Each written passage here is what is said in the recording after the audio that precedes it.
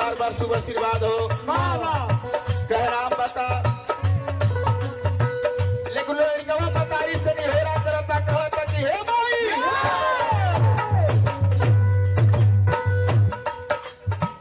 सब कर लाज रखले हो। आयु लड़कवा अपने मतारी से निहोरा करता बतावता कैसे अरे हाथ जोड़ी करीला रुदनाए माई हो। अरे हाथ जोड़ी करीला रुदनाए माई हो। टूटे नाम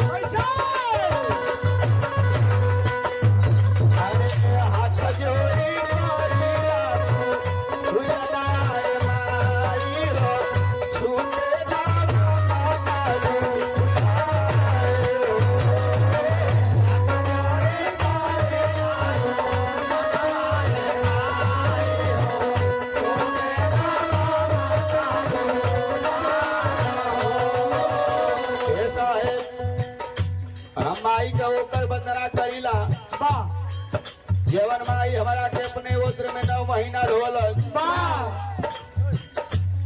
अपने पीड़ा से हमारा के पैदा कैलस। इस समाज में 2-4 शब्द गावे बजावे कलूर सहूर सिखौलस साहेब। कैसे माई का बखान करता लड़का कैसे हो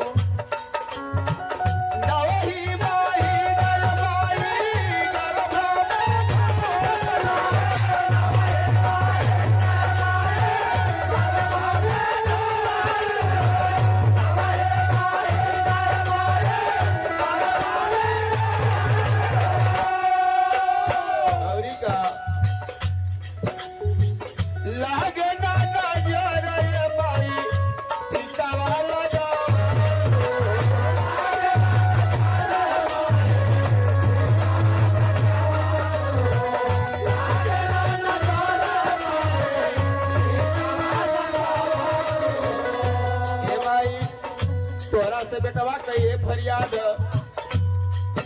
अरे ममता के छूटे नाया चरिया ममता के छूटे नाया चरिया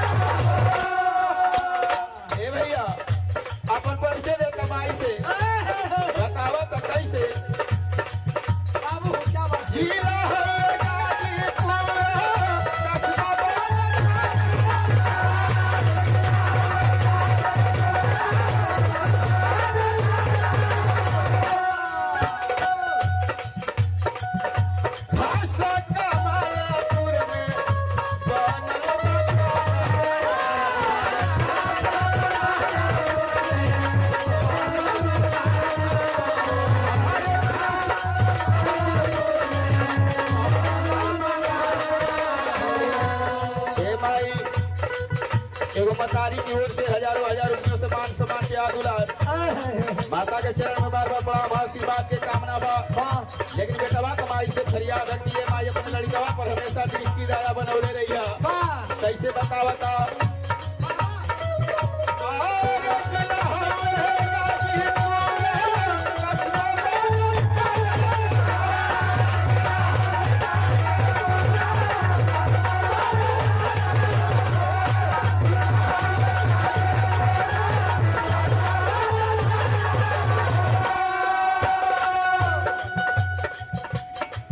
हजारों हजार रुपयों का मान सम्मान हमारे सब खुआ लोगन के ओर से सब खुआ लोगन के बार बार चरण स्पर्श आशीर्वाद के कामना बा। ऐसा है लेकिन लड़कवा का मतारी से नहीं हो रहा, लेकिन अपन कैसे देखा कैसे बतावत है भैया।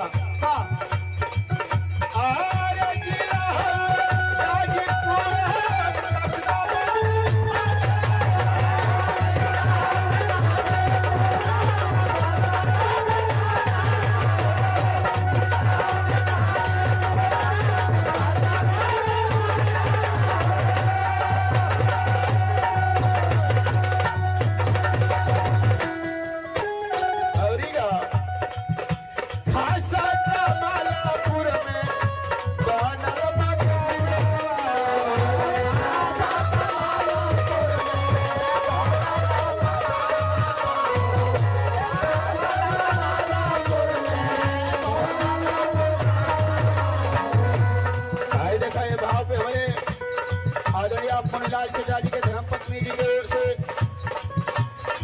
51 रुपया से मान सम्मान प्यार दुलार आप चाची के चरण में बार बार प्रणाम आशीर्वाद की कामना बा। ऐसा है लेकिन कहना भाता